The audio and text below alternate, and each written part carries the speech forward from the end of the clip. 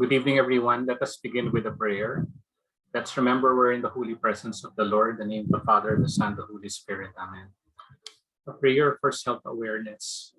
Lord God, you know everything about me. Search me, O God, and know my heart. Test me and know my thoughts. See if there is any offensive way in me, and lead me in the way everlasting.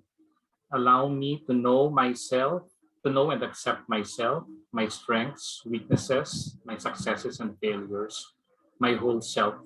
Remember that remind me that I should love and accept myself first before I can do it to others. Together, let's pray the Lasallian prayer. I will continue, O my God, to do all my actions for the love of you. For the love of you. Saint John Baptist de La Salle, pray for us. Pray for us. With Jesus in our hearts forever. Forever.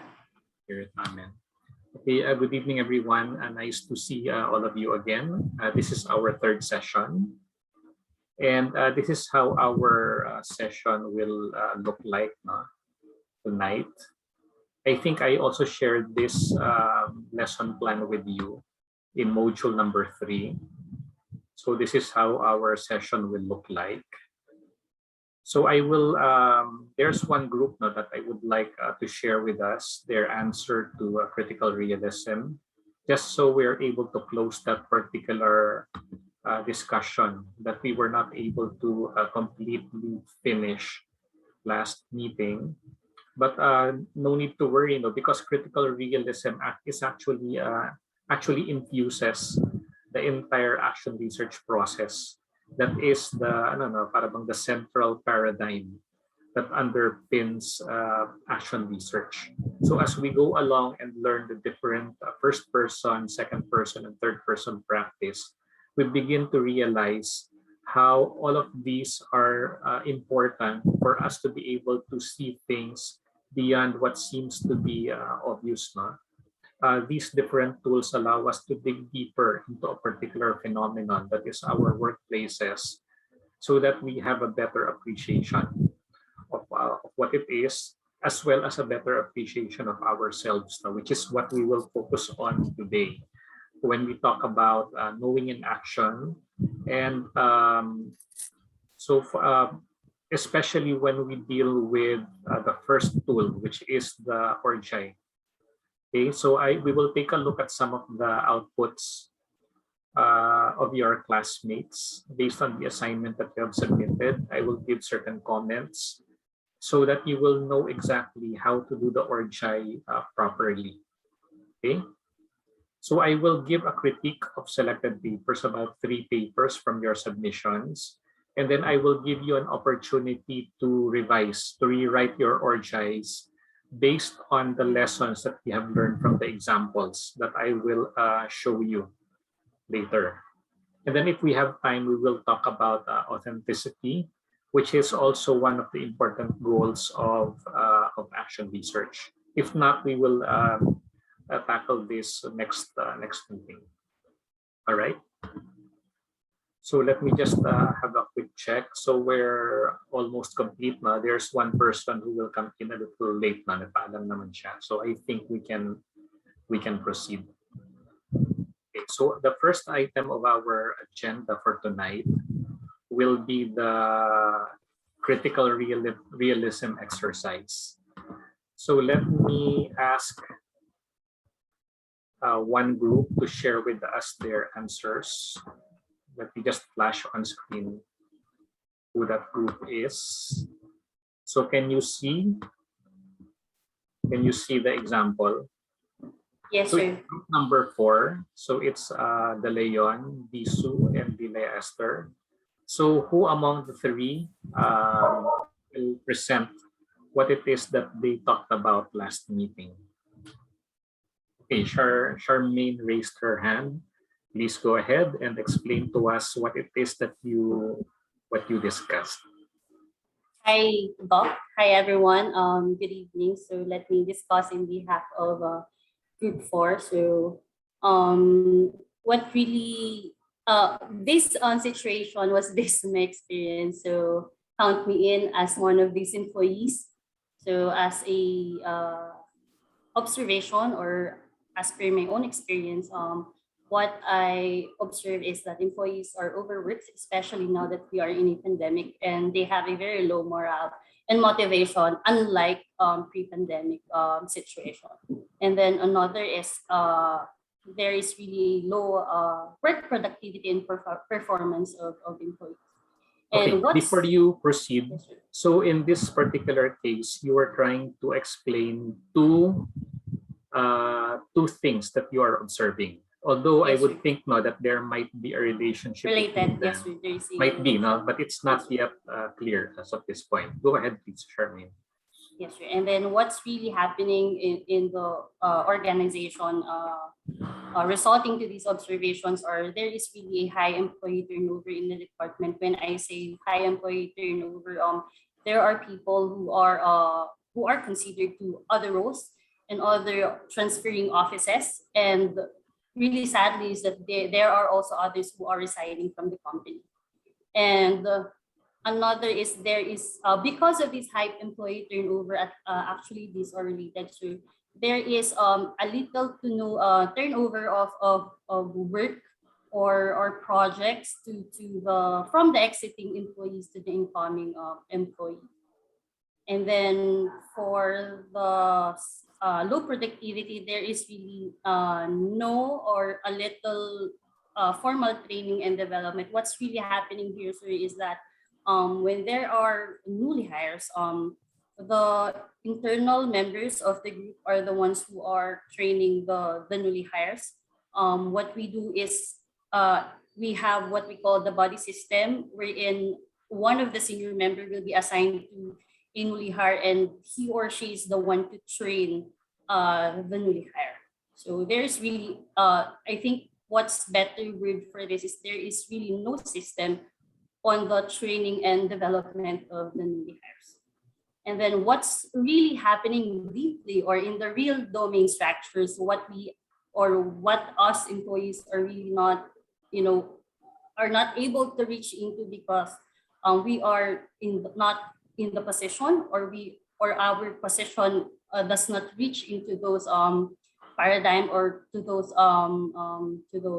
layers in the organization. So what's really happening is there is really a absence of concrete career ladder. When I say there is an absence of concrete career ladder, sir, is that we have no ranking, or there is a gap in the ranking in the organization. When I say there's a gap, is that from my position, which is a technical services engineer, the next position will be the team leader position.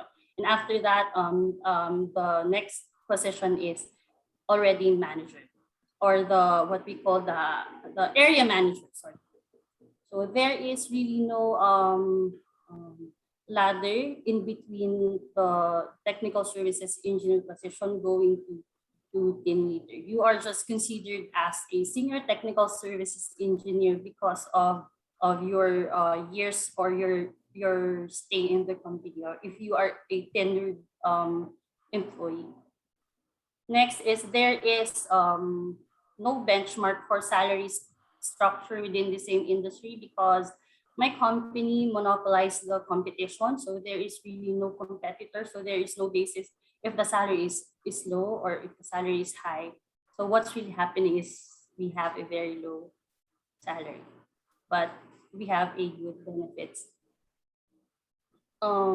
And for the lengthy turnover, sir, is I think one of the factors that contributing to this is the job is really a highly technical job.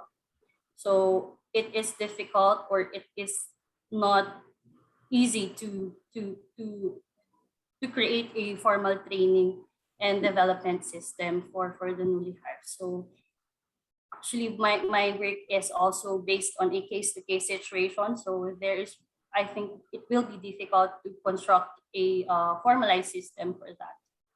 All right. Thank you very much, Charmaine, for sharing the discussion of group number 4 with us.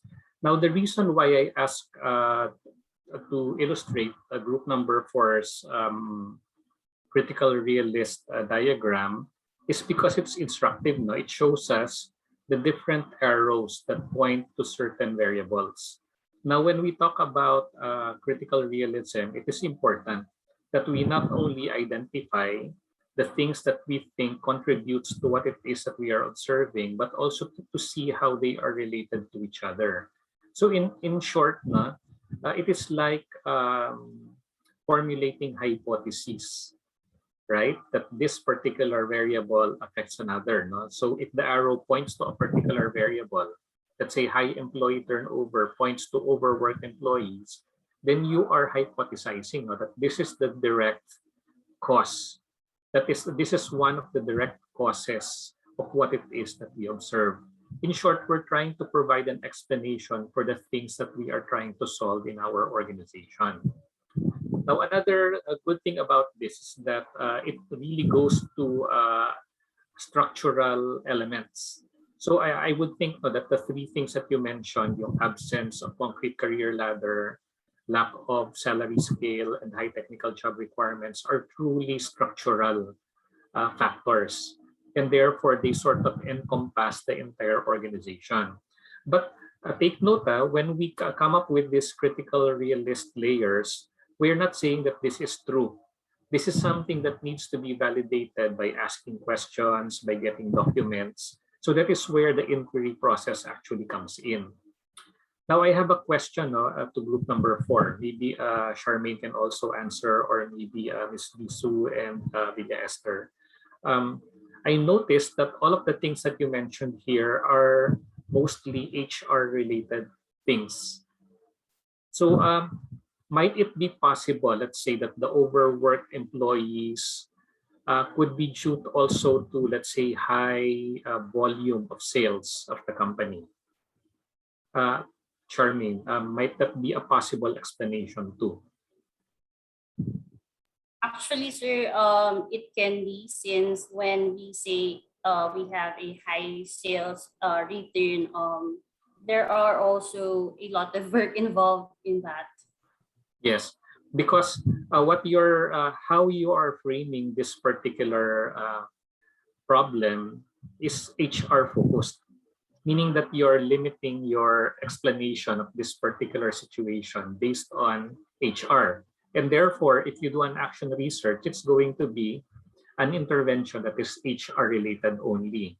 Not that it is not right, but it is not a complete picture.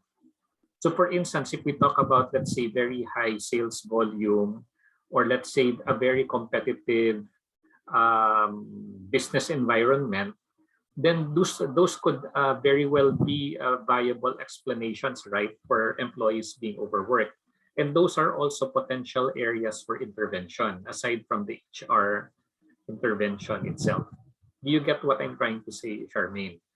So as you Yes. go along and do your action research, now you begin with these three layers, but you must be aware that these are at this point simply hypotheses. These are things that will require validation as you go along your action research, and maybe other people will be able to provide you with a more complete picture if you decide to solicit their inputs. But if you only talk, let's say, to the HR people, of course, you will be using the same language, no, as they are. So yun yung ano, no? That's what I'm basically trying to say. But overall, this three layers that we came up with, I think is a very good illustration of how looking deeper into an issue can reveal a lot of important factors that can be the starting point for your action research intervention. Okay? So thank you very much. Palakpakan natin ang group number Thank you 4 po. no further detail. Now for the other groups, that was a good starting point also, but I think what you realize by now is that what you did is to simply identify the variables, but did not pinpoint how these different variables interact with each other, or how some might be, let's say, what you call virtuous cycles or vicious cycles, no? That one thing leads to another, and another one reinforces another factor that causes the problem to just continue. That's an example of a vicious cycle, and therefore we must be able to cut that cycle, no, for us to be able to move forward in terms of solving that issue. Another thing that I want to mention here is that we might think that the issue itself might be the lack of motivation, but when in fact, if you look at it from a holistic perspective, it can be seen as simply an indication of a deeper issue that could also be addressed. Okay. But it will now depend on you and your collaborators which particular layer in that diagram you would like to begin your intervention. There is no one correct approach. It will depend on your assessment about what it is that you will be able to handle given, let's say, limits in resources, given political factors, etc. No? So there is no one correct approach. It will depend on what it is that you collectively agree to undertake. All right? So I hope that you were able to get a sense of what it means when we talk about critical realism as the underpinning paradigm that infuses the way that you undertake action research in your respective organizations. So before we move to the next topic, might there be certain questions regarding the three layers of critical realism?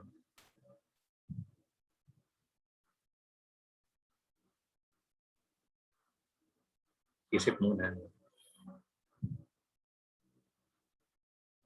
Or is it clear to everyone?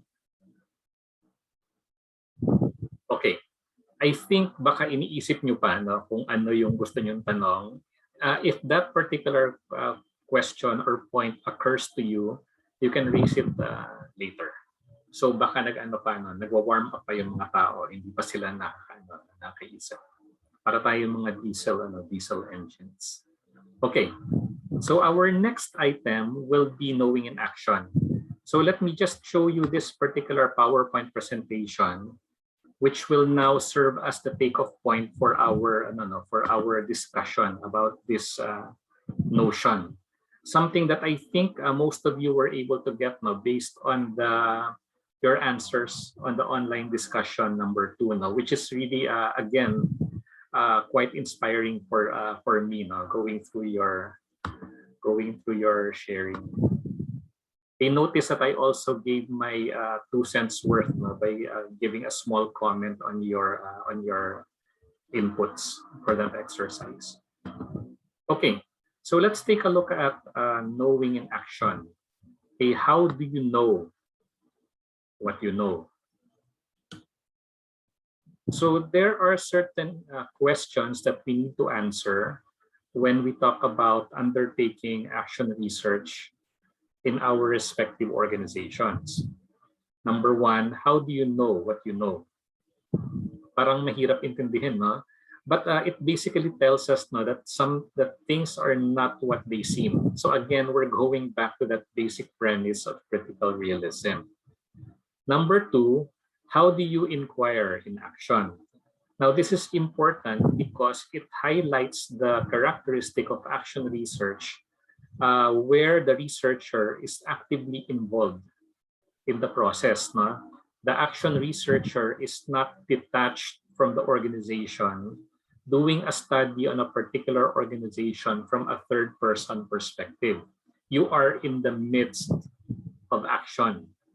And therefore, even as you try to do your job, even as you react to the actions taken by people, no, that affect you, you must also be alert and be able to understand things that are going around you without having to halt the operations of the business until after you understand how things are going. It does not happen that way. No? The business will continue to operate regardless of whether you are making sense of what's taking place or not.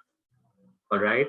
And that's why we have this construct known as being a reflective practitioner.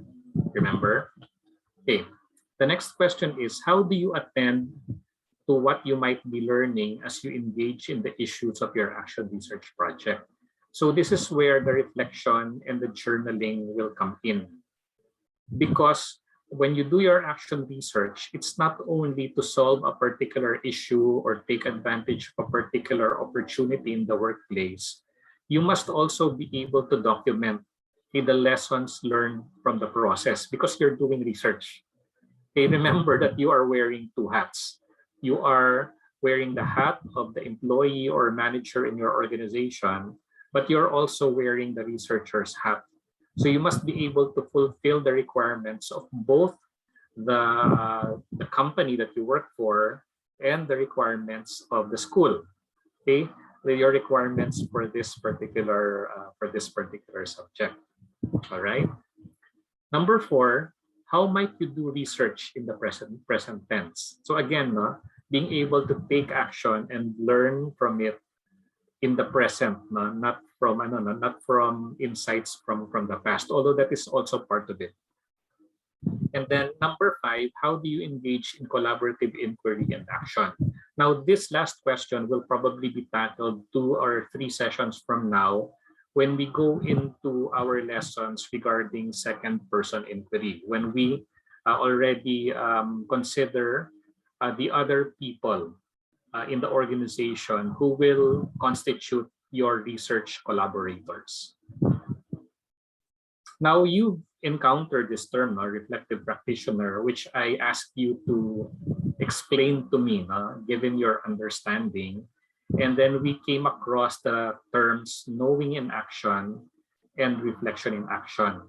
So the bottom line here is that we try to understand the things that are happening around us, okay, so that we can react adequately without having to stop things, not to freeze things before we can take action. And also, ultimately, for us to be able to learn from the experience so that subsequent action will be informed by the things that took place in the past. So that will require some form of reflection on the part of the action researcher.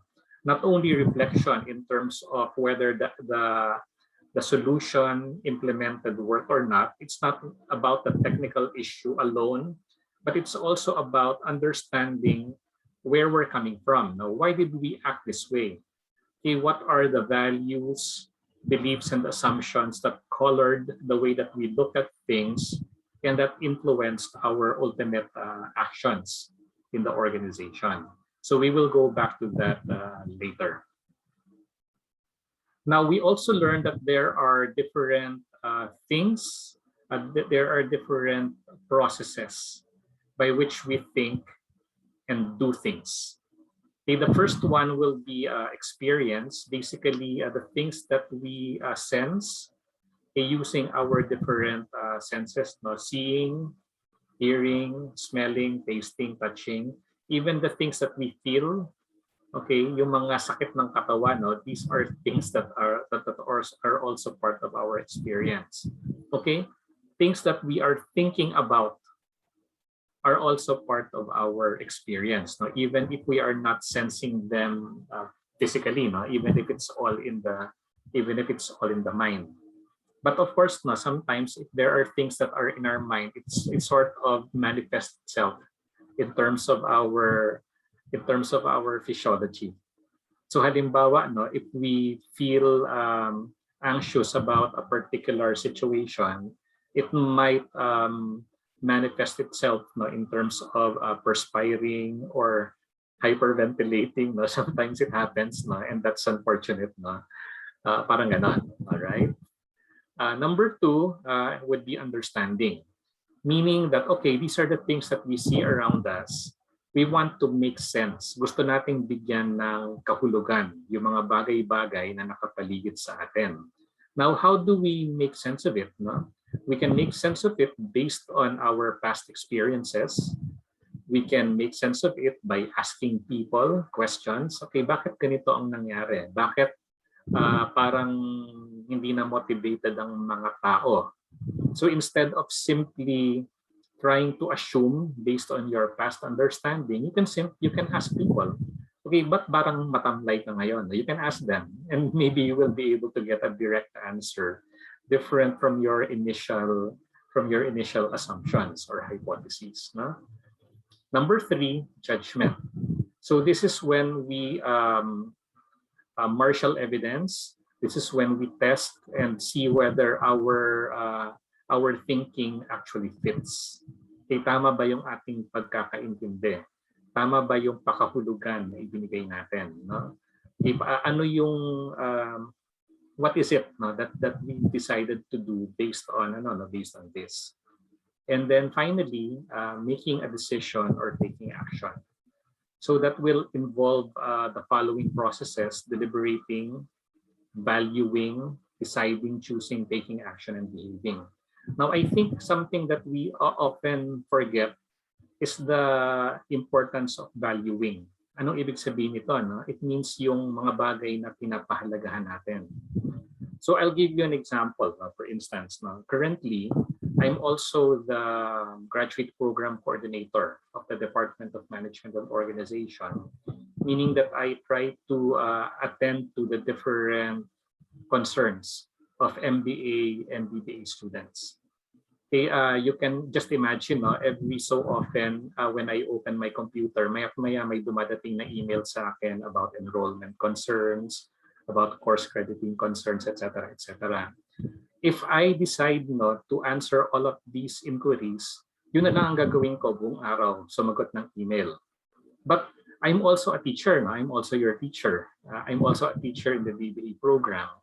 So it means that I have to make a decision. At this particular, kunyari, Tuesday afternoons, ano bang mas mahalaga? Mas mahalaga ba maghanda ako sa klase ko sa BUS 5P0M? Or mas mahalaga ba na sagutin ko yung mga inquiries ng mga MBA students? So in this particular case, I'm making what we call a value judgment, na, which translates into particular action. So what I do is that I block off my entire afternoon from 2 o'clock right before our class, simply focusing on, let's say, grading your assignments, preparing for our lesson for today, meaning that everything else takes secondary priority. Now that is an example of valuing, no? A concrete example of valuing. In your own organizations, ganun din, no? Maraming binigay sa inyong assignment yung boss ninyo. Okay, which one of these will you start working on first? Will it be the most important one? Will it be the most urgent one? It will now depend on what it is that you value. So medyo mababaw yung ano no, yung example, but I wanted to give that example because it's a little bit more concrete. All right. All right. So another example of valuing, no, okay. Will you accept the new job offer given to you, okay, by another company? I think some of you probably are faced with that situation, no? Or do I stay with my current employer? Okay, yung kabilang job, no, mataas yung sweldo, no, 50% more than my current salary. Pero dito sa current job ko, masaya, no? I've established a lot of lifelong relationships and we work well with each other. So what will your decision be? Relationships o sweldo? I don't know, no? Maybe I should do a poll, but I think you get the point, no? Whenever you make a decision or action, it will be preceded by a certain judgment that we make that is colored by our value system, and also by what we believe is more important as compared to another. All right, so all of these things come into play. All right. Now, when we do action research, particularly, well, not only for first-person practice and second-person practice, our goal is to be able to generate insight. So what do we mean by insight? It is an act of understanding that grasps the intelligible connections between things that previously have appeared disparate. Now you probably understand why we introduced the topic of critical realism and the three different layers of reality. No? That is because things that we think are not connected to each other are actually related to each other and might actually be the reason why we are experiencing a certain problem in our organization. Now, if we don't see the connections, there is no insight there. Parang mababaw lang yung ating pagtingin doon sa problema. Kaya hindi motivated itong taon to kasi mababa yung sweldo. Kumbaga, ganong ka-simplistic yung thinking. Okay, kasi mababaw lang yung kanyang yung kanyang hypothesis about the situation. Now, an insight is also a creative act of understanding, of grasping and formulating patterns, unities, relationships, and explanations in response to questions posed to your experience. And also, it goes beyond descriptive experience to an explanatory organization of the experience's possible meanings. And that is why I was looking for the arrows in your three layers earlier. Now, when we talk about insight, we have some historical mga vignettes, no, or stories that tell us about insight. So, for instance, in the case of Archimedes, supposedly, nung naliligo siya sa bathtub, no, naisip niya, because of his previous knowledge about physics, no, and the notion of displacement, na-realize niya, this is a way by which I can test whether the king's crown is really pure gold or meron siyang impurities. Now, the insight did not just come out of nowhere. No? It was also coupled by his prior knowledge about physics and the notion of displacement. So insight will only come to people who have who understand things now, who have a more complex way or sophisticated way of understanding things. In the same way, it was reputedly, Newton reputedly discovered the law of gravity on the basis of an apple falling on his head. No? Mga kwento-kwento lang to, no?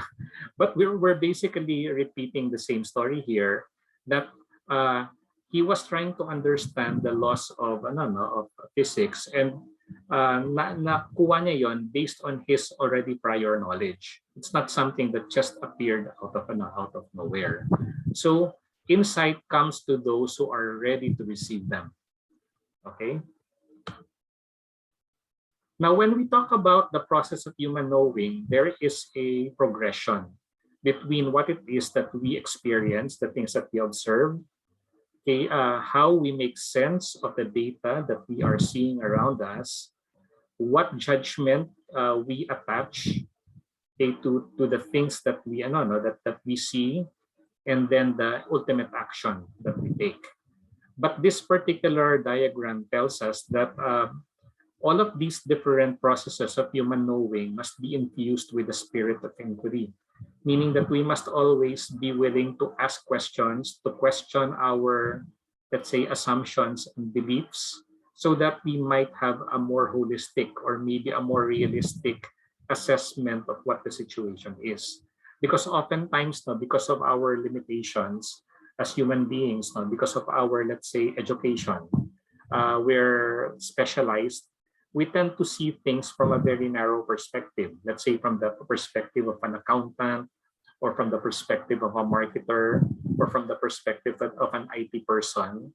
But without talking to people coming from other disciplines, our understanding of a particular situation might be very narrow and might not tell us the complete picture.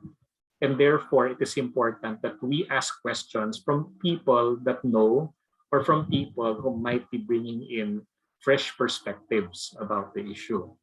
So katulad ng kanina na yung kay Charmaine, it's purely HR, no?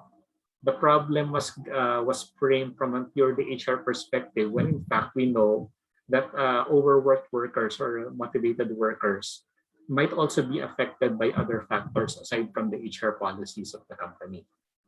All right.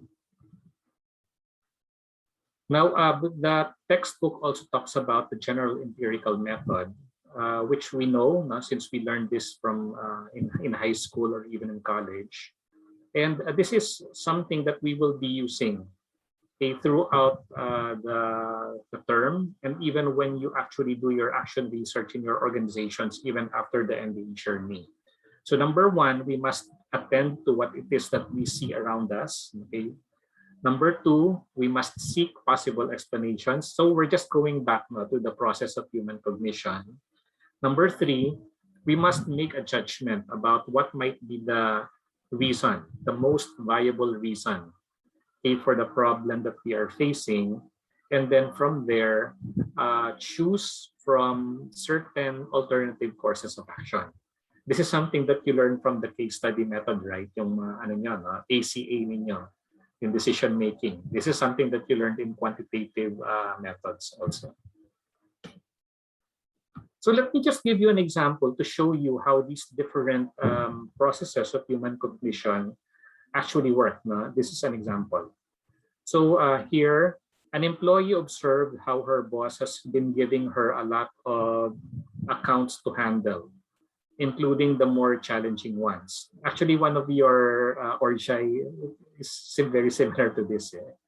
Kay Ms. Desu yata. No? Even if her co-employees do not seem to be doing much. Understanding. Now you pose the question, why is my boss giving me a disproportionate workload? At this point, you still do not understand. That's why the process of understanding is still at the point of posing a question. All right. Now take a look at what I placed under judgment. Could he be power tripping? Now that is a hypothesis.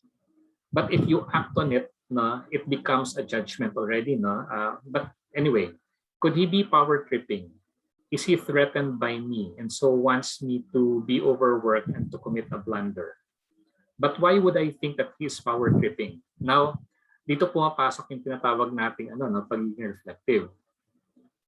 What is it about my personal background or past experience that led me to this judgment? Could I be projecting my own tendencies on him? Okay? Isipin mo, why would I immediately, ang una ko hypothesis, power tripping?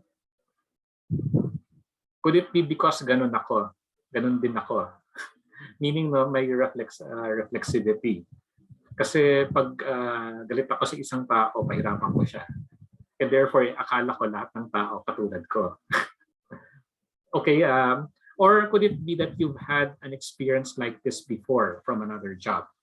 Okay, so that would be a little bit more forgiving for you, no? But oftentimes, merong ganong element of reflexivity. oftentimes we project ourselves to other people and think that the way that they behave is because of certain, I don't know, because of certain things that are similar to us. That's why we have to be very careful about making judgments, no? And that we must also be aware that, okay, where is this judgment coming from? You get it? Now, there could be an alternative explanation. But could there be another reason? Could it be that he does not have confidence in the abilities of my co-employees and therefore assigns the challenging accounts to me? Or could it be that he trusts my ability to get things done? Could it be that my co-employees are not getting a lot of work but could handle the pressure better than I'm sorry. Could it be that my co-employees are also getting a lot of work but could handle the pressure better than me? That's also another possibility. Now, if you go into this kind of hypothesis, then maybe you are more of a forgiving person. No? You're more of an optimist rather than if you make a hypothesis about power tripping. Notice, see how an individual could quickly switch from understanding to judgment and back. And notice that how a particular person interprets a particular situation will differ depending on his background, no? Depending on his values, depending on his or her experiences. Okay? And therefore, if we take rash action based on a premature judgment, no, without trying to ask questions first, then maybe we might be taking irresponsible action. If we immediately assume that the person is power tripping, then you might deal with your boss in an abrasive way. Diba? Na you will not want to do the thing. But if you look at him in a more positive light, then you would actually be more appreciative, no, that you are actually being given the benefit, para bang that you are being given the trust and confidence of the person. Do you understand what I'm trying to say now? So it's the same situation, the same stimulus, but depending on how a person makes sense of it or makes a judgment out of it, the outcomes will be entirely different from each other. Okay? So in short, to know things, kung gusto nating maintindihan ng mga bagay-bagay, kailangan nating magtanong. And it's not only about things around us that we should ask questions about, no, kung bakit hindi natin na-meet yung deadline, kung bakit matagal yung process ng hiring, 'di ba? Or kung bakit yung boss, bakit sa akin inassign yung trabaho, hindi dun sa boss ko na wala namang ginagawa. Okay? That's something that we want to know. But it's also equally important for us to be able to ask questions about ourselves. Bakit ganito yung pakahulugan ko dito sa ginawa ng boss ko? Okay, bakit ganito yung reaction ko sa sinabi sa akin ng coworker ko? Mahalaga ding maintindihan natin yon because these are things that influence the way that we react to them. And that can influence that can affect our interpersonal relationships with coworkers. All right. So in your assignment was to do an ORJAI, and these are the questions that I asked you to answer.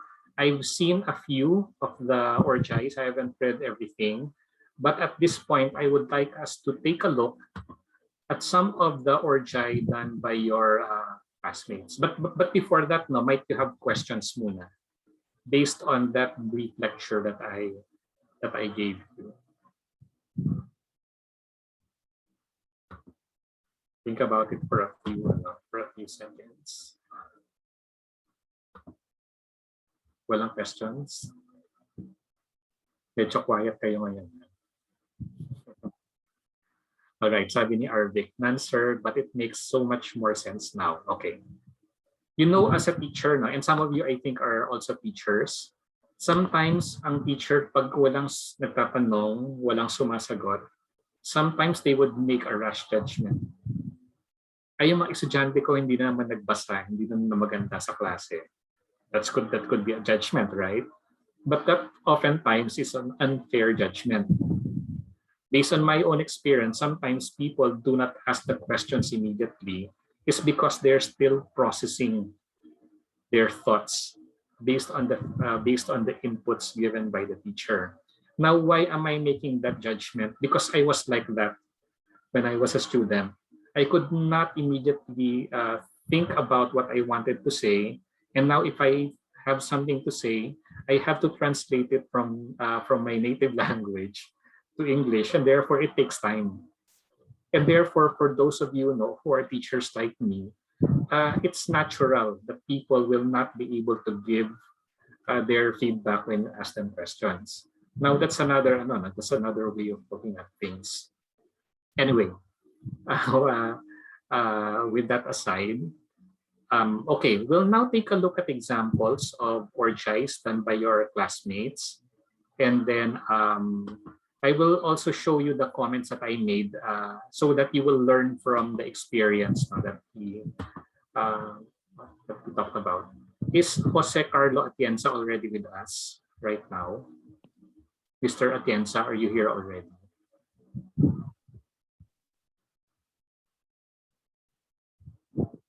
Wala pa. Mr. Atienza is here. Yes, Jose Carlo Atienza. Okay, can you show your face to us? Okay, I'll show your assignment. Can you please give your classmates an idea about what it is that you wrote in the orgi before I give my comments on the orgi? It's not only you that actually made the mistakes that I pointed out in my comments. There are several others, but I'm just choosing this as one of the illustrative examples. Go ahead, please. How do I call you, Jose or Carlo? I cannot hear you. I cannot hear your. You don't have a volume.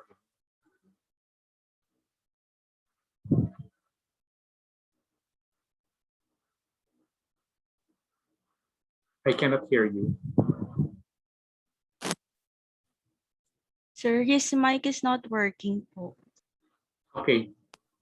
So we will not be able to hear you.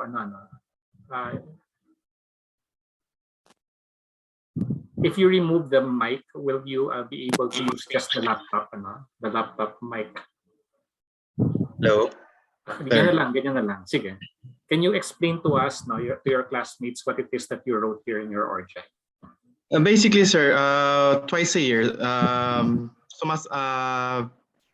Sige. Ganito na lang. Jose ba or Carlo? What do you Carlo, want? sir. Carlo. Just read what it is that you wrote so that they will be able to follow you. Okay, so twice a year we receive an enormous amount of funds that we have to process, and depending on the date that we receive our allocation, sometimes we receive it in bulk, sometimes we receive it in one by one. But during this period, we receive it in bulk. So so the deadlines are set alongside the date that we receive the funds. So for example, we received the fund today. We have to finish the input process and the review a week or 2 weeks, 2 weeks from then. So okay. We'll stop there for a while now. This is my comment, Carlo, and for your classmates also. This is what I said. It might help to provide additional background information, like the company you work for or the department to which you belong, or even the process. Earlier, you explained to me, okay, what it is that you were talking about, which makes it a little bit clearer. Now, because remember, we are not there in your company. So whoever is reading this will not be able to understand all of the things that you are taking for granted. So that is my first comment. And this goes for everybody else who might be assuming that what is clear in your mind will also be clear to me. But it is not, it is not the case. So later when you revise it, Carlo, you'll have to address that particular lack of background information. Now let's go to your observation. Go ahead. Okay, so in order to cope with the bulk of the work, I thought that since I was already familiar with the work process, I would be able to speed up my productivity as well. However, because of of the speed, my post review also became haphazard in such a way that my week uh, week, Medyo naputol. my weekly average went down, Mm. and so that was my observation. So Okay, we'll stop there, no? Number one, when you talk about post review, it does not make sense to me. right. Okay, So so basically, yung mga ganun na, yung mga terminology sa mga kumpanya ninyo, you take it for granted, but you have to explain it. To me. You don't have to explain it now. I sort of get it in in context, but there's no substitute for clarity. Okay, if you're not there to explain it, will I be able to understand? No, so for all of you, when you write an assignment with me as your audience, you must assume, okay, that I am well, no, that I'm not there in your company, and therefore you must be able to express it with great clarity. Now take a look at my comment. No, I will read you to you my comment about the observation done by Carlo. In observation, you mentioned a series of events that happened over an extended period of time, maybe a few days or a few weeks, I'm not clear. I would suggest that when you do an ORCHI, just focus on a particular incident rather than on a series of events. This will allow you to pinpoint what particular thing led to your subsequent reaction and judgment. Kasi di ba, pag sinabi mo na frustrate ako, ang frustration na yon would be attached to a particular incident and not to the entire thing. Or nagalit ako. Yung galit na yon would be triggered by a particular incident and not by the entire entire set of events. Although all of those events might have actually led eventually to that trigger point. Pero yun kasi yung yun yung difficulty when we talk about a series of events. Now this is a common tendency. I wouldn't want to call it an error, but it is a common tendency among students not to be talking about a series of events. But in my thinking is that it might be most appropriate and most useful for us to be able to focus only on one incident, because that allows us to now pinpoint how we react to things and how it led to a particular judgment in that particular situation. Okay? Sir, what So, if? yes. Just a question, sir. Sir, what if so that one particular incident is that weekend review, with the weekly average is, so the incident is the point where I found out my weekly average. Yes, that could be. So That could be it. what led to it was the series of events. Correct. Correct. Oh. So what you can do now is to explain everything in terms of background. And then the observation is that ang observation ko after the few weeks is that in spite of all of the work that I did, hindi ko pa rin na-meet yung deadline ko. That will be the one that triggers now your feeling of frustration. It's very clear now. Okay? Right. Na alam natin na yun yung nag-trigger. But of course, valid lahat yung mga nangyari na yon, but those are not anymore yung yung direct incident that you are trying to describe for your observation. Okay? So that's why I asked, so which particular incident do you think you can focus on when you redo your ORCHI? Would it be that nakita mo yung report? Or could it be na yung superior mo called your attention? That could actually be an incident in itself, right?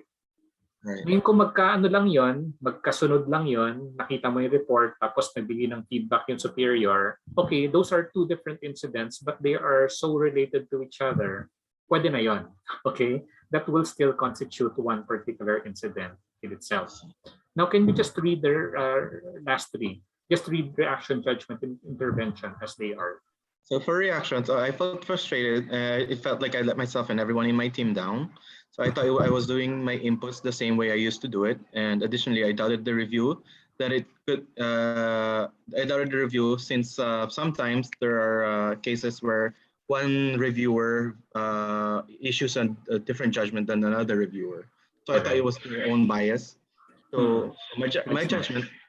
Unfortunately, the funds that I processed worded their statements in an ambiguous manner, resulting to an interpretation error. And my fault in it was if I neglected to consult with my superiors. And in cases where that ambiguity was present. So I also neglected to consider the notes for reference issued at the end of each review. Okay. For the Yeah. intervention, after I'd reflected on all the points where I messed up, I slowed down my input, allotted an ample amount of time to conduct double and triple checks on my work, and reviewed the review notes at the end of each workday. I also made a record of the notes together with the date on the fund processed to create events I could rely on should I encounter another situation of the same nature. Okay. So thank you for sharing that, no? Now, class, no, these are my comments on Carlos' reaction, judgment, and intervention. In reaction, you mentioned that you were frustrated. Well, this is an appropriate word to use. Okay, when we talk about reaction, we deal with feelings, emotions. So this is correct. It is not clear what particular incident triggered this feeling of frustration. But now I know, no, because you just explained it to me. Was it the feedback given to you by your supervisor about your performance? When you say that you thought that you were doing your inputs the same way as before, this is not an emotional reaction. Okay? When doing an ORJI, you must be able to demonstrate that you understand the distinction between the categories O, or R, J, and I. I know that this is a little bit elementary, A, O, R, J, and I, but I need to be able to see whether you understand the distinction among those human processes. Later on, when you have mastered the tool, you don't actually have to present it in tabular format, or in a list format like this way. But it helps while you're trying to learn the tool to be able to make a distinction. In reaction, I only put the reaction. I don't infuse it with judgment. In judgment, I focus on what it is that should be a judgment in itself. Now that you're explaining it to me, it seems to make sense to me what you placed under judgment. But when I was reading it earlier, it was not quite clear. No? That's why it's also important that you are able to write it in with clarity. Now, the sentence, I doubted the review as it can be construed another manner, does not make sense to me earlier. Do not assume that what is clear to you will also be understood by your reader. But now it's clear to me. No? What you placed in judgment is incorrect. It is actually a subsequent incident or a diagnosis of what led to the situation. Kumbaga, you were already looking back. Okay? Parang ganon, no? But Yes. what was your judgment right there and then? Kumbaga, not your judgment now that you are writing about it. Do you understand, Carlo? You must be able to look back, okay, when I did it this way, what was my judgment then? Not my judgment now that I am looking back at it. Okay, halimbawa, no? Let me give another example. Your coworker said something na nagtining yung ano mo, yung ulo mo, no? So uminit ang ulo mo, sinuntok mo siya, no? Kumbaga meron kang intervention, di ba? Ito yung sinabi ng coworker mo, nagalit ka, sinuntok mo siya. Di ba, mabilis yun, no? It happened in a matter of seconds, right, Carlo? But what was your judgment during that time that led you to punch the person? Your judgment is that, ano to, di ba, gago tong taong to eh. Walang respeto sa akin, no? But you did not think about it that time, di ba? The reaction was immediate because you were overcome by your anger. That is what we are tracing here when we do an ORJI. That's why it's very important that we are able to isolate a particular incident. Now, going back to that example, no, about punching your coworker. So what did I now learn in the process, looking back?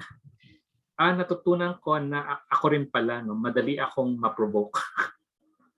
You understand? Now that you know that you're easily provoked, and you have a realization of this, now that can inform your decision later on, no, when faced with similar situation. Do you understand what I mean? No? So that is an important component of an ORJI, being able to come up with a reflection. And that's partly when we talk about the potential traps. But I think I missed out posing a question about when you do your ORJI at the end, after identifying the traps, it is also important to pinpoint what it is that you learned about yourself. So this is what I asked Carlo. No? What is it that you learned about yourself, your values, beliefs, assumptions after going through your reflection? Now that is equally important, more than actually than just filling up the blanks of what are the O, R, J, and I, because that realization is what will help you in subsequent actions. So may I pose that question now, Carlo? Now that you're going through this incident right now, no, in hindsight, what is it that you learned about yourself? Well, I learned about myself was sometimes I'm reluctant to reach out to my superiors because I think I might be wasting some of their time. Okay, that's no, that's an insight, but you can actually go deeper. Why would you think that way? Is it because I've had previous experiences, let's say in school or in the family, o parang ganon, no? Or is it, let's say, something about myself, self-esteem? Maybe I think no, that I can handle things on my own, and therefore would not need the help of others. I'm just guessing. These are all conjectures. But if you're able to go and do a deeper reflection about those things, then you begin to understand. Might it be that, Carlo, that you feel that I'm good, I don't need help? Hindi naman. Hindi naman. Pero I feel Ah. like I usually do most things by myself individually, and Okay. Could it be that because I don't want to trouble other people, I want to do things so that I don't inconvenience others? yes. So maybe you can now realize that I'm the type who is considerate of other people's time. Could it be, no? That you're no? But that also has an implication, right? That if I don't ask questions because I don't want to inconvenience them, it could result to certain problems that could also inconvenience other people. Do you understand what I'm trying to say? Right. But Yeah. you will only be able to discover those things if you reflect. And then when faced with a similar situation next time, when you might need help and you understand where you are coming from, then maybe you will be more inclined, diba, to ask help without necessarily thinking that you're inconveniencing them. Do you see the point, Carlo? No? Now the Orchai becomes a true useful tool because it did not stop into simply filling up the blanks, but led to a deeper understanding of ourselves, about what we deem important, about how we think about other people, that can now inform our prospective actions. Okay? So thank you, Carlo, for sharing this with us. And Thank you, sir. palakpakan naman natin si Carlo for sharing this with us. Now, let me just mention that when we show examples, kahit na hindi siya perfect yung mga examples, maraming mga mali, this is not meant to put the person down. This is meant for us to learn. So, kumbaga, we need to be able to see what is wrong so that we know how to do it next time when we do an Orchai. Because this is a very, very important tool that we will not only use in school, but in our, in maybe for the rest of our lives. All right. Now let's take a look at another example. The next one will be that of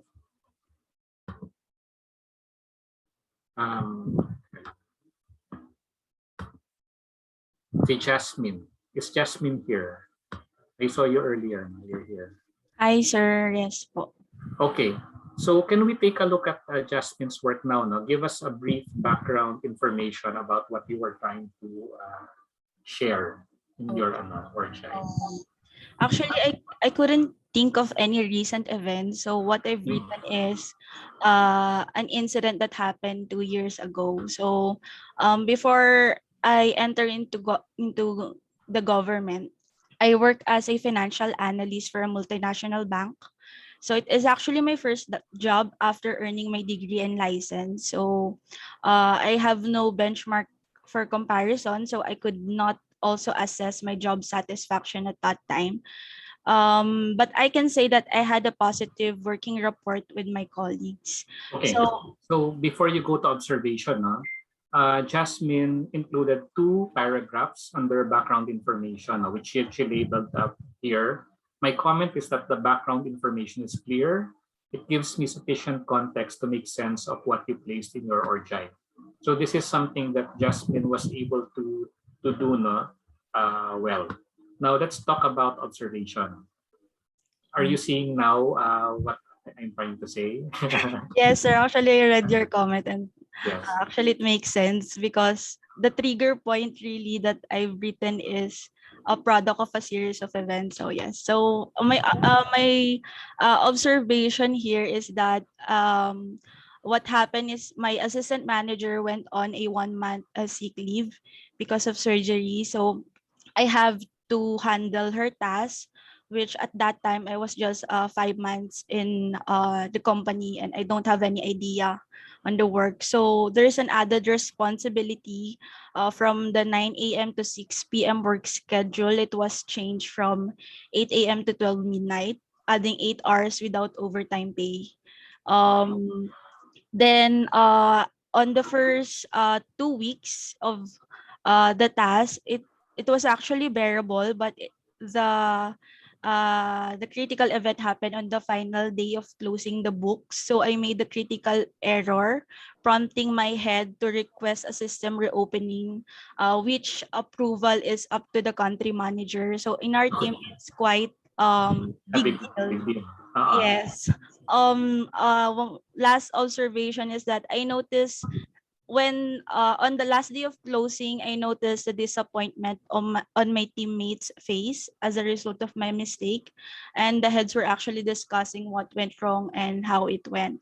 Okay. My comment here is that, okay, all of the sentences prior to however I made a critical error, all of those are background information, all Yes. of these. So it is the last two sentences that are actually your the incident itself that Yes. triggered the reaction, right? So when for everybody, when you write your observation, it's not that you should not include all of these. You can include this as part of the background information, but you isolate that particular incident that triggered that particular reaction. Okay. Now, note here, and it's similar with that of Carlo earlier, that when you talk about the observation that encompasses several events, your reaction now will be also about reactions to various stages Yes, sir. of the event. It's not about a particular incident. That's why I insisted that the ORJI should be incident specific. Now, let me just be clear, because some teachers would have a contrary opinion to mine. Let me just make it clear. But now I'm telling you, I'm explaining to you why I am taking this particular stance. Because I would think that it is actually more useful in terms of being able to isolate our reaction judgments and then ultimately lead to a better insight about ourselves. So my comment to Jasmine here for her reaction portion, note that what you placed in reaction are again various emotions that you felt across a period of time. My frustration, my being tired, etc., etc. Hindi na natin malaman kung anong pinag-uusapan. It is best to be able to isolate the feeling or emotion that led to the action that you are trying to make sense of in hindsight. See how what you place under reaction are other events that took place leading to a particular incident. So aside from that, you were also mentioning other events that happened along the way. Yes. Meaning na naka-clutter na yung naka-clutter na yung situation. Also saying that you subbed a lot the following day, it's a subsequent incident after the fact. It is already after the thing that triggered your that your immediate action. So if you want, in your paper, you can just talk about this in straight narrative format, but do not label them as an ORJI. It can be a legitimate storytelling about the situation without necessarily labeling it as an ORJI. Okay. So you will note that when you focus on a particular incident in O and R, then what will be placed under judgment and intervention will necessarily change.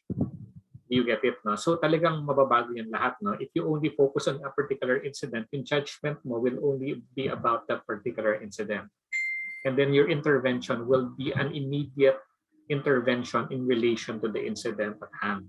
So that is basically what I'm saying here. In short, there will have to be some kind of a revision. If you want to do ORJI later on in your journal, kailangan ganun lang, no? Nakafocus on a particular incident. So in the end, what you place under potential trap is okay. Okay, some of these traps that you were able to avoid because you decided to intervene in a rational way, kaya potential trap. But for some of you, you would actually fall into the trap, and therefore you don't label it as a potential trap anymore.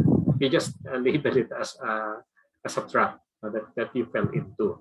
Okay, and then at the end of an ORJI exercise, it will help if you will be able to reflect and see what you learn about yourself. Again, what your values, beliefs, and assumptions are that influence the way that you acted in this particular situation. Okay, so may I ask you, Jasmine, what is it that you learned about yourself and now that you've actually looked back in this particular situation?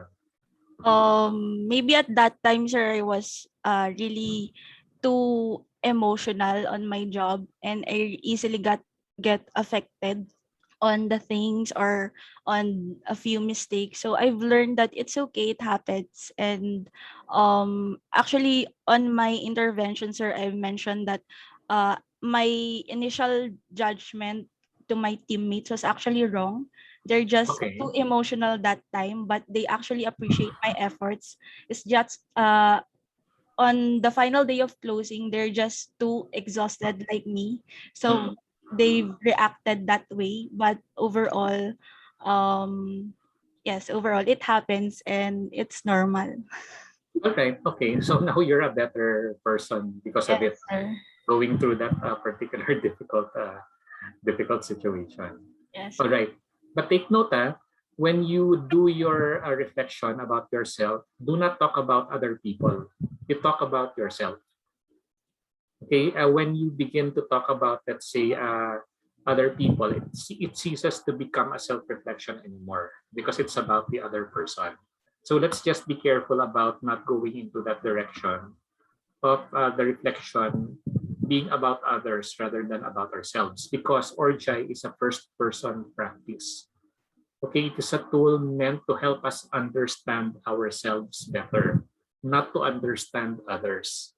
So the ultimate goal of an ORJI is to get insights, about ourselves. And typically that would be looking back to our education, to our background, etc. No, that leads to the way that we look at the world right now. Okay? So thank you very much, Jasmine. Sir, Palakpakan. Yes, can I ask, sorry, go additional ahead. question? Yes. For the judgment, sir, I somewhat do weighing of pros and cons. Is that okay po? Okay. In this case, okay naman, no? You said that you found the situation unfair. Except Yeah. that, are you talking about the situation unfair na maraming binigay sa iyo na trabaho? Kasi hindi malinaw kung ano yung ano kung ano Okay. yung incident eh. Okay, po, sir. If you're trying to weigh, what are you referring to? Actually, the situation wherein I made the critical error and it seems like my previous efforts the week after that were not appreciated. Okay. So you were making a judgment at that point na hindi ka binigyan ng halaga. No, yung mali Yes, mo sir. lang yung nakita. Parang gano'n, no? Yes, sir. Okay. But yeah, that could be a judgment. Pero sa second paragraph ko, sir, parang merong But okay, ang tanong ko, contemplation. katulad kay Carlo, was that something that you were thinking about at that time? Yes. Or was you were thinking about at that time also? I know, ng sir. ano? After na po. After. Ngayon lang, di ba? Ngayon mo Opo. lang siya naisip. Yes, sir. So, kasi kung naisip mo na siya during that time, hindi ka iiyak, di ba? Yes, sir. Diba? Kasi naintindihan mo. Pero during that time, ang pumasok na sa isip mo, after everything that I gave, ito lang yung pinansin. And therefore, umiyak ka. So it makes sense na umiyak ka kasi, di ba, wala pala akong halaga sa inyo after everything that I've given you. Nakuha mo ibig ko sabihin. Yes, sir. Wow. So, babalikan nyo kung ano yung judgment mo during that time that led you to, to cry. Because it does not make sense na iiyak ka kung naintindihan mo naman pala yung situation, di ba? Ngayon mo lang naintindihan, during that time hindi mo siya naintindihan. Basta masama lang yung loob mo during that time. Okay, sir. Thank you. Okay, thank you, Jasmine. So I hope it's clear to the rest na this particular exercise is not a matter of filling in the blanks. Ano yung O, ano R, ano yung J, ano yung I. It's actually going back and trying to retrace, okay, what were the feelings and judgment that actually happened during that specific incident, and not how we're seeing it at this point. All right. And then final exercise na. This time this is fairly fairly okay. The next one. So the one by yung kay Arvic hindi muna no kasi this is very similar to yung kay Carlo kanina. Hindi muna yun ang pinakita ko example. So kay Charmaine, you're there, right? Nakita niyo yung grade niya. I gave Charmaine a 19 out of 20 because basically it's a good orjay. No? So basically tell us now what is it that you did? Some background information. Actually, this is an Tapos, ongoing before I project of forget, mine. Charmaine, later you might want to share this in chat so that people will be able to, let's say, reference this when they make their revisions of their orjay. So go ahead now. Okay, so this is about one of my ongoing project. Wherein for every project we ask the owner, the customer as a whole of their authorized person to transact with us, since we are a D provider, distribution utility provider. Why we are asking for them to provide the unauthorized person is for us to have a single point of contact for the project, and also to prevent redundancy of relay of information, especially when there are a lot of people asking about updates on the project. They may be lapses in communication, but in relaying information, all those things. And then this is about a project wherein I already the company or the client already provided us two authorized persons, wherein I have a close coordination with, and I am constantly giving them updates, giving them progress of the project. And then one time, Okay, out of the before that, Charmaine, notice class that the background information of Charmaine is a bit lengthy as compared to the others that I showed you. Now, that is because when she wrote her observation, she was already focusing on that particular incident. So everything that happened before that, she placed under the background information, okay, which makes the actual orja itself more focused. Okay, continue. Yes, sir. And then there is one time wherein out of the blue is written, or another person coordinated with me, asking me updates on the project, what is the progress of this certain item in the project, etc. And then I also had a past experience or past intervention with him for another project. And actually I already have a bias in my mind, since I also already have a undesirable experience with him for another project, wherein he constantly disagree or contradict with what I am saying, or what I am discussing, or what my team is discussing, whether it is in a virtual meeting or email conversation. So there is already a bias in myself, or in the way that I communicate, I guess, with him. So what happened now is Just read that he now. coordinated with me. Okay, go ahead. He coordinated with me actually in a rushly manner. But I still accommodated his call. Actually, this was done through a phone call, asking me updates and progress of the project. I accommodated his call, even knowing that I already relayed, or I am already coordinating with other authorized persons. Okay, And then wait, Charmaine. Notice that you're already providing me with additional information. now, no, that you're explaining it to me, but you did not mention that here. In your paper, no, you simply said that Alan rashly coordinated with you. You did Yes. not mention anything about accommodating him, no, although it's implied, right? Actually, sir, I mentioned it on the back. Previous, on the On previous. the other part. No, on the background, sir. Okay. On But the anyway, background of the. So I think class, no, you're able to see the observation explained by Charmaine. My comment here, no, because you might actually have made the same mistake for the others. Notice she mentioned Alan rashly coordinated with me. Okay. Well, before that, no, in observation, Charmaine actually talked about two distinct incidents. Her actual conversation with Alan and the email that included multiple recipients. My comment here is that it might be best to simply focus on the incident that triggered the emotional reaction. But I think it's clear here, no, that what triggered the emotional reaction was ultimately the email that you received. Am I correct, Charmaine? Okay, if that Actually, is the yes, sir. case, then I can forgive, no, that you mentioned this, because these are two closely these are two incidents that happen close to each other, practically magkasunod, right? And it's clear in context that you were actually reacting to the email that you received. Huh? Now, another point that I mentioned is that in observation, we must be concrete, and this goes for everybody else. Now here, Charmaine mentioned, when you say rashly coordinated with me, it is not clear to the reader what rashly means. Ikaw alam mo yon kasi ikaw yung kausap eh. So when you do observation, can we be more precise? No? And this goes for everybody else. Did he cut you off mid-sentence? Did he speak in a loud voice? Did he ask a lot of questions? Did he demand that you do certain things without asking whether the timeline is reasonable? Something like that. So that will be a more concrete observation. Because when you say, I rashly coordinated, meron ng element of judgment. Eh. Do you understand what I'm trying to say? No? It's not anymore an observation, but already has an element of judgment included. Okay? So in reaction, sige, let's finish. Read the last portions of your origin.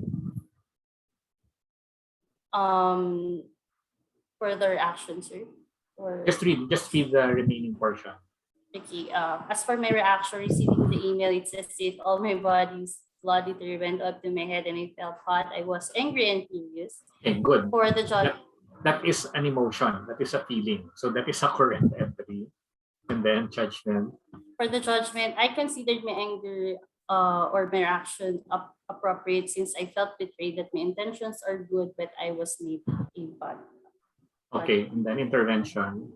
I emailed Alan back claiming that the concern was already coordinated with Paolo, that I have a constant and close coordination with him, and that he was already advised on what to do with their concerns. Since Paolo was their declared authorized person for me to contact, it is his responsibility to relate to the rest of his team what we have discussed or agreed upon. I also inquired in my email reply if there have been changes on their authorized person for the said project, and even asked to support the changes with a new authorization letter signed by the owner. Parang sinasabi mo, ayoko kitang kausap, gusto ko si Paolo. Parang gano'n, no? In a way. Correct, sir. Was that, was it the tone evident in your email o hindi naman? I think yes, sir, because Okay. pina-check ko siya kay boss. So, parang ganun yung ano niya. Hmm. I even added in the last part of my email that they should notify us if there are changes to avoid lapses in communication, like in this scenario, and to also prevent or avoid redundant relay of information or instruction. Okay. Now, take note, class, the way that she explained her email is consistent with her judgment. So she was angry, but she felt justified. No? Tingin niya appropriate yun. And therefore, lahat na sinulat niya dun sa email is consistent with her feeling of of being justified. And therefore, yun, yung mga language na okay naman to, okay naman. But I'm getting a sense na that you were writing the email with a lot of of emotions. Kasi parang sinasabi mo, ayoko kitang kausap. Si Paolo ang kausap ko, bakit Parang ganon, no? Yes, sir. In Kasi a way. out of the blue, Oo. bakit parang naiba yung kausap Maski ko ngayon for this habang project. nagkukwento ka na nakikita ko pa rin yung gigil sa boses mo. But you understand that it's good that you're doing it through email, pero paano ko nandoon in person? No? It could be Different manners. different Yes. manner. But anyway, so this is interesting. And then if you take a look at meron pang new observation and new reaction si Charmaine, kasi nagka-COVID pala si Paolo. Yes, Pero sir. hindi kasi siya sinabihan no? Yes. But anyway, okay naman yung reaction, okay yung kanyang judgment, and then okay rin yung intervention. So everything is actually coherent from the observation to the intervention. Now it explains why she wrote a very strong email, because there was something that led to this. But again, my question is, Charmaine, what is it that you learned in the process? Now that you've looked at this, and also being able to identify the potential traps, what did you now learn about yourself? So this goes for everybody. Always go and take a look at what are your self-understanding. So what did you learn about yourself here, Charmaine? That I could have asked better, or I could have asked Paolo or Karina first why Alan is coordinating with me now for this project, so I could understood, or I understood the situation better, and I could manage Question, the Charmaine. situation better. Question, Charmaine. Why could you not have asked Alan himself? The potential trap I mentioned, sir, is because there is already a bias, or I think I didn't mention the bias here. All right. I already have a previous bias, Right. since we have already undesirable experience. So ibig sabihin, no, you learn something, no, that if you have a bias against a person, it will actually influence the way that you deal with him Yes, later. sir. Pero kung isipin mo, di ba, that would have been the most natural thing, eh. O Alan, bakit ikaw ang kausap ko, di ba, dati si Paolo? That could have been Yes, very sir. easy. Pero di ba, maski ngayon, you're saying that I could have asked Paolo and and Corina. Ibig sabihin, ayaw mo talagang kausapin si Alan. Sure, sir, yun nga po. We already have previous undesirable experience with Correct. Alan, and I know, or I expect the way or how he will handle what I will say, Right. or what Okay. I will So, inform. might the realization be na ay may pagka-judgmental din pala ako. Hindi, I'm not judging you, no, but it's important that we are able to acknowledge those things. Because now that you know, no, if you acknowledge na may pagka-judgmental ka, then now you will become more careful next time. Especially when dealing with people where you've had some not so pleasant experiences before. Okay, Yes. Charmaine? So Yes, thank you sir. very much. Palakpan natin si Thank Charmaine, who I think has not completely gotten over the experience. But anyway, I think these are very illustrative. Now let me just go back to the PowerPoint presentation. Just to close this discussion, before I let you work on your revisions for the ORGI. I'll give you another example. Sorry.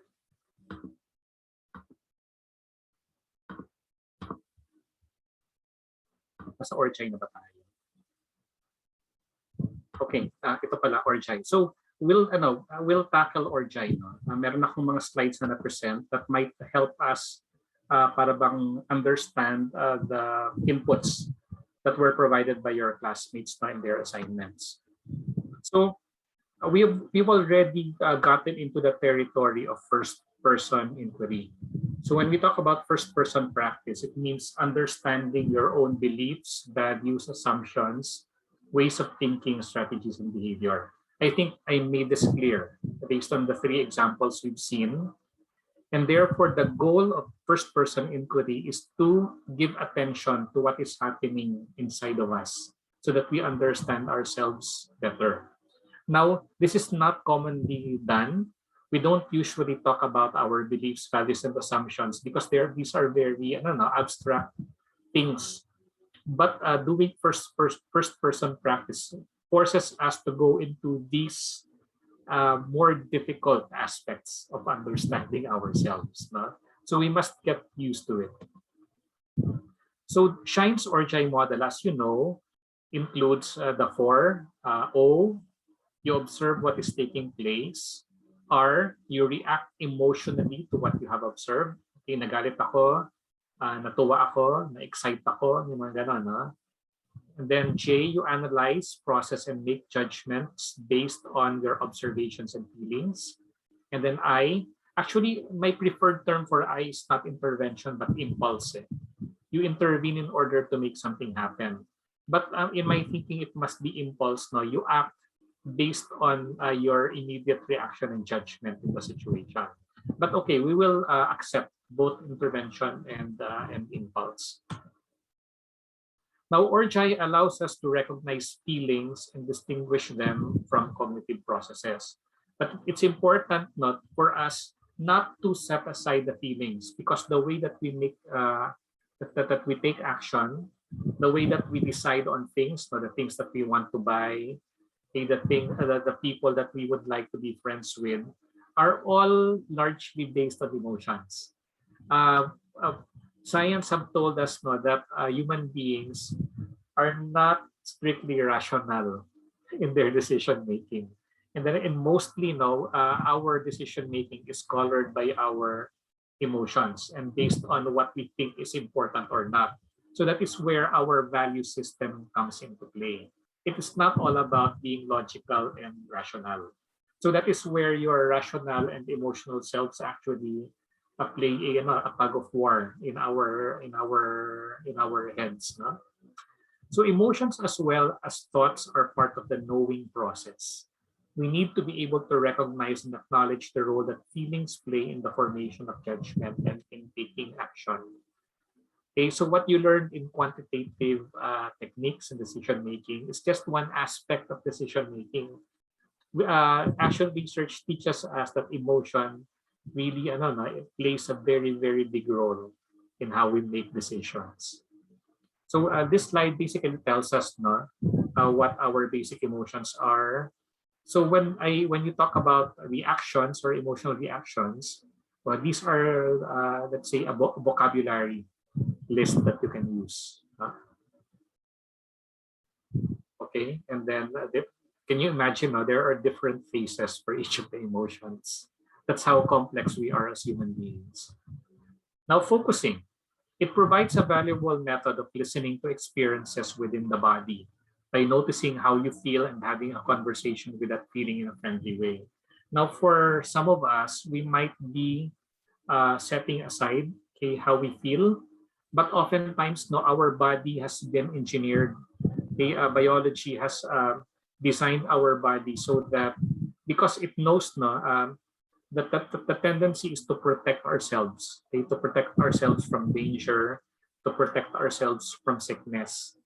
So if you feel really tired and sleepy, the natural thing to do is to actually rest.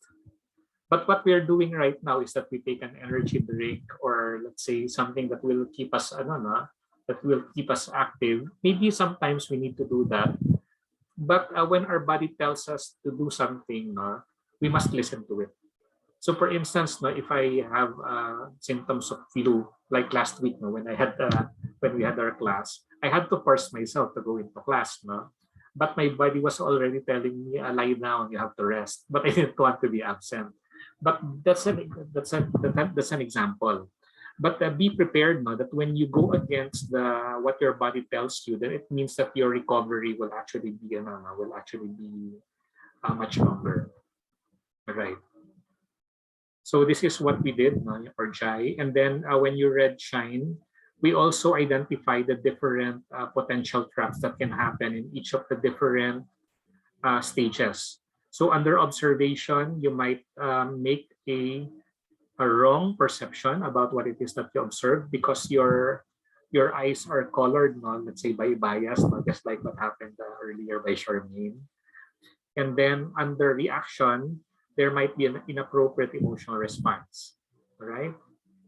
Between judgment and observation, there might be a rational analysis Okay, we might be doing a rational decision, but it could be that we are basing it on incorrect data. And then number four, there could be an intervention based on incorrect data, meaning that if we are not being very attentive to things that are happening around us, we might take action immediately on the basis of a false, on a false piece of information. All right.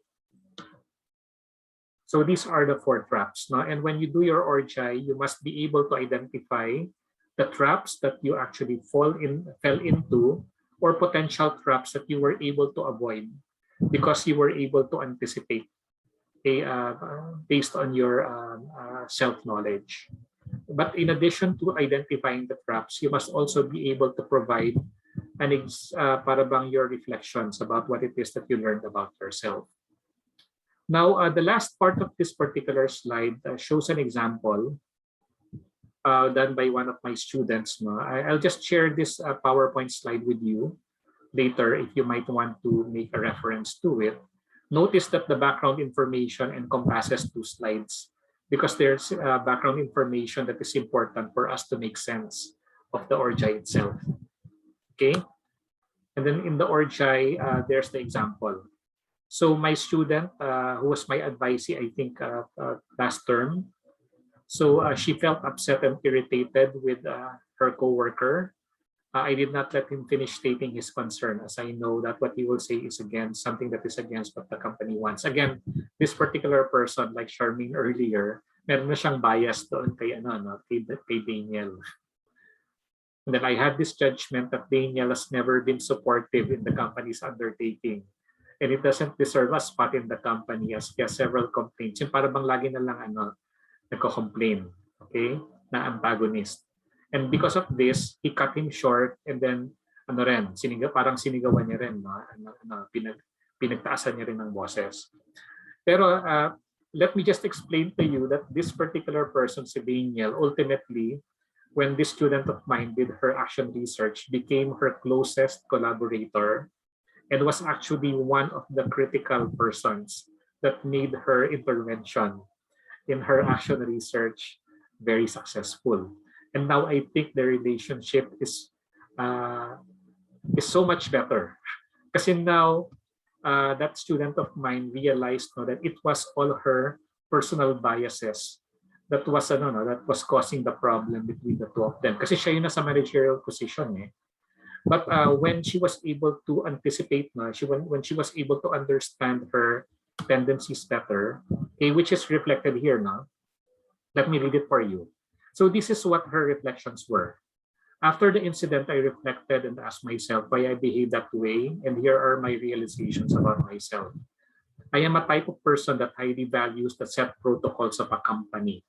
I know for a fact that protocols are set with a deep purpose, and in this scenario, our company only aims to instill discipline with our employees and make use of our investment appropriately. So she values order and discipline. I have this thinking that as an employee, we're expected to obey whatever policies established by the company, na wag magreklamo yung mga tao. So she also values obedience, something that she was able to trace in her family background. And then I have this attribute in me that I do not let anyone overpower me, especially those whom I know that are below my rank. So may pagka siya during that time, may pagka power tripper. So basically, she's the type of person who values obedience, discipline, and respect, something like that. So very traditional yung kanyang upbringing. So now you understand, she understands that this is my impulse. This is the reason why I do not want to listen to other people's opinions. But now that she realized her tendencies, she was now able to make certain changes in the way that she dealt with her co-employees. And now she's a better HR and admin manager in her company. And if you're interested, I will be able to share her action research paper with you. Okay, so the last slides talk about how to avoid traps, which is also found in your in the reading that I shared with you.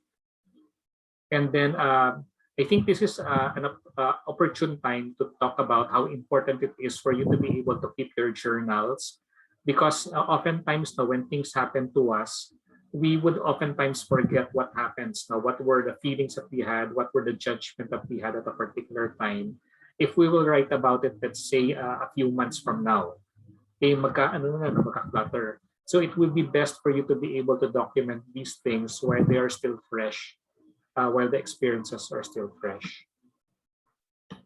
So yun lang muna at this point, no, yung gusto ko i-share. Might you have questions about this fairly lengthy discussion about Orjai, which I think is very, very important, because if you use the Orjai very well, it can be a very powerful self-transformational tool. Questions? Sir. Say yes. Ay, Milky, yes. Sorry, Connie. It's Yeah. okay, Milky. Go ahead. Yeah, I will just going to raise my question on Yes. what I have shared on the chat box. So you Yes. have shared earlier when providing the background of the situation. Is it safe to ensure, or is it safe to assume that our readers have no or little knowledge about the things that we're talking about, so that when we are speaking, when we are telling our story, it would we have this mindset to use layman's term? Yes, that would be best. Kumbaga, right for a general audience. Okay. But you must also balance it, no, with the length, because Yes. of course, no, we are all very busy. So just put in what is most essential, just enough for us to be able to understand what the Orjai is all about, or what the ladder inference is all about. All right. Yes, Thank you, that would be a safe assumption. Connie. Sir, just to clear things up, Yes. meaning, sir, we have to limit lang po our experience dun sa when we are going to write our Orjai in When- one event or in one situation. Tama po ba? Kasi Yes. you've said kanina Doon sa a lot Orjai, of, yes, sir. it must be one incident itself. Yung observation mo must be the observation for what incident. But dun sa background, you can talk about the things that led to that particular incident. Pero dun sa observation portion, it should only be that one incident that you are describing. Okay, sir. Then, Yes, sir. what else? Yun lang po. Thank Yun you. lang, yun lang. Okay. So this is what will Aba. happen now, no? Okay. Medyo, may question pa ba? Before we. Okay. I would like to make the assumption that things are clear, but just in case you might have some questions, pwede nyo i-type sa chat. So it's 7:42 now. We'll take a 15-minute break. So please come back at 8 o'clock. By that time, no, I will give you about 15 minutes to rewrite your Orjai. Ngayon, di ba, you've all submitted your Orjai. No? For some of you, I've already graded them. If you want to revise it, I'll give you a higher grade. Now that you've learned the mistakes of your classmates, you can rewrite the Orjai. Can you please just upload a second file? Do not erase the original Orjai that you submitted.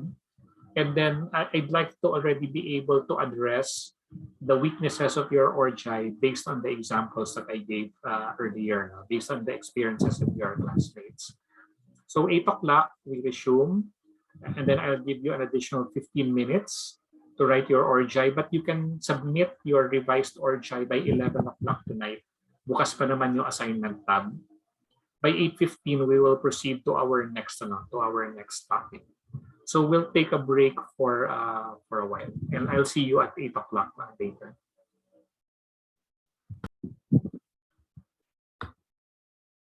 Hello, everyone. Please stop writing for a while. Okay, let me just explain. For those who've completed their revised Orjai, you may upload them tonight. I realize that some of you might not actually have finished it yet. I will allow you to upload it until tomorrow without any penalties. So in the meantime, can you please just focus your attention on the last part of our session for tonight, now, given that you have more leeway for submitting the revised ORGI. Let me share with you the instructions for your assignment next week and 2 weeks from now, no? Just so you have some flexibility in terms of working on these.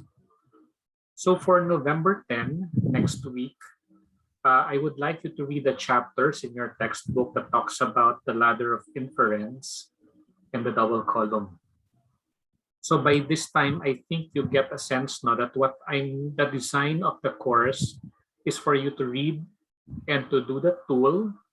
And then during the class session itself, I will give feedback to a few of the assignments so that you have an opportunity to actually revise that particular exercise to get a higher grade.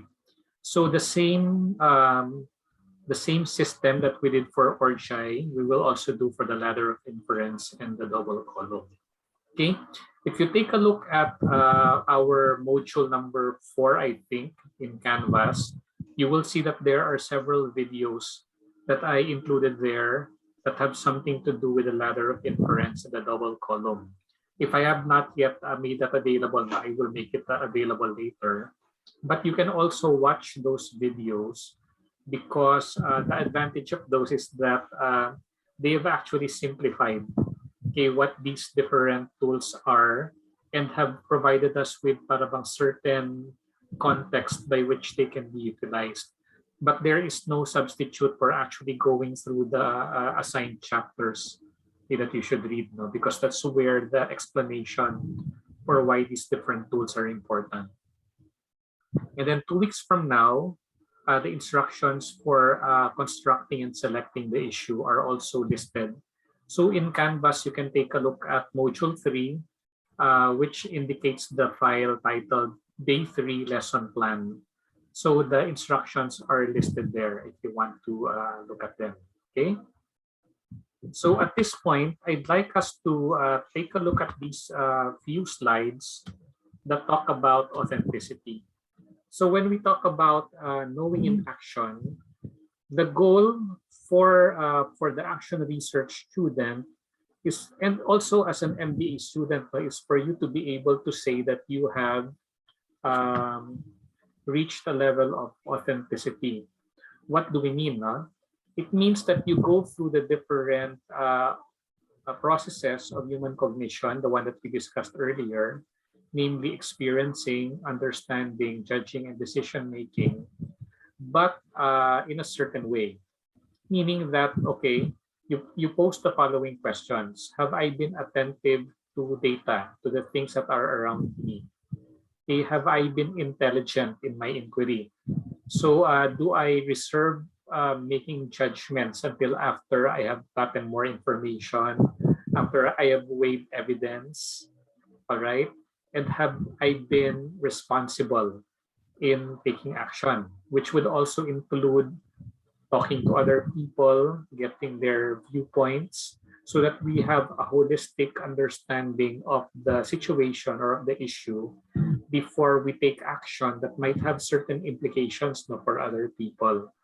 So in short, we want you as Lasallian MBAs to be attentive in your experience, to be intelligent in trying to make sense of things around you, to be reasonable in making judgments, and to be responsible in your decision making and in the actions that you take, whether in the workplace or in your personal lives.